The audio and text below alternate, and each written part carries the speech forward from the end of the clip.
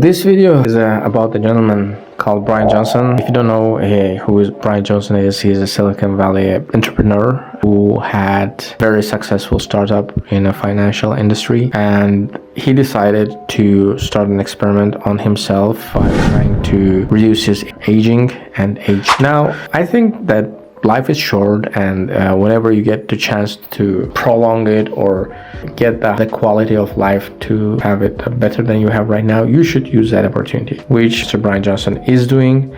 Now, there was a video about this guy from Matt Walsh. I stumbled upon on Facebook. I'm not a big fan of Matt Walsh. Bryan Johnson is a Silicon Valley millionaire who made a lot of money in e-commerce and related industries. Neither am a big fan of Mr. Johnson. Divorce from ourselves all human norms, all human customs, all human thought, and we're willing to say we're wide open. That was one of the funniest videos I've seen on the internet for the last probably a couple of years. He was making fun of Bryan, and he was telling that he's a tech bro, has lots of money, doesn't know what to do with that money. He doesn't trust anyone except data, which is weird because data comes from the people.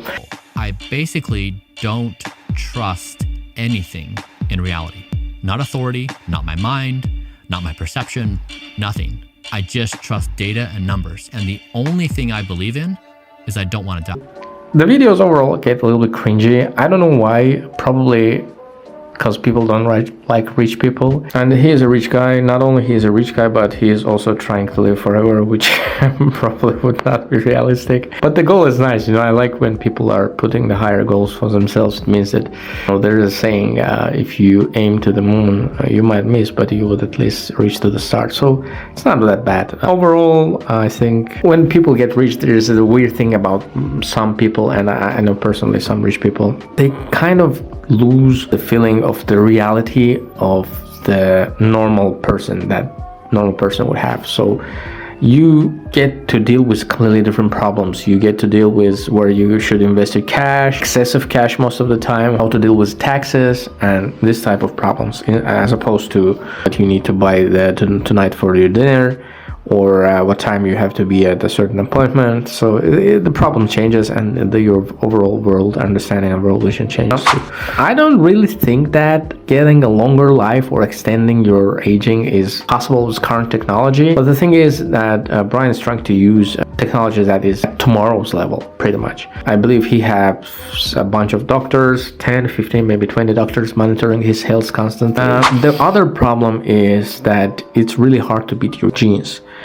If you have someone in your family or a couple people in your family who had cancer, there's a very high chance that you will have a cancer. I mean, there's not much you could do about it. I probably could fast. By the way, I've read the article the other day that was talking about the positive sides of fasting, which was incredible. I think everybody should try it. What happens when you fast for 24 hours or more, you get to kill your cancer cells. So that's one of the methods I think that should be used by everyone, and it's free. That's the best part. Now, the interesting part about this whole experiment that Bryan is trying to do is that he's documenting everything and he's putting on YouTube. Personally, from what I see, he's not getting any younger, although he's trying to dye his hairs very strongly. He also had a blood transfusion from his son. There are not significant changes. He says that he feels much better. Obviously, if you work out, you would feel better. Has nothing to do with trying to get younger. That's actually a must. I think everybody should work out.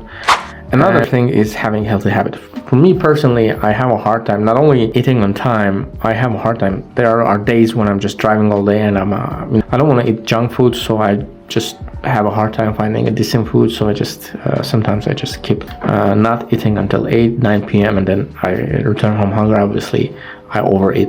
So this is one of the problems that normal people have. Unless you're a billionaire, you would have a hard time getting those products that Bryan is using on his YouTube channel. The other problem is that most of the solutions he's offering, that they are not usable or implementable for average Joe. If you're a 9-to-5 employee on a minimum wage salary or even a median salary, you will really have a hard time getting those products, getting like extra virgin super olive oil in the specific bottles. That's just not doable. I think that's is one of the reasons why people get irritated on that channel. However, I think overall he's doing a good job, first of all by documenting everything, secondly by trying to contribute to society. I don't know why Matt Walsh had this terrible video about him, but that was definitely funny. If you guys like this video, make sure to subscribe, and I'll see you on the next one.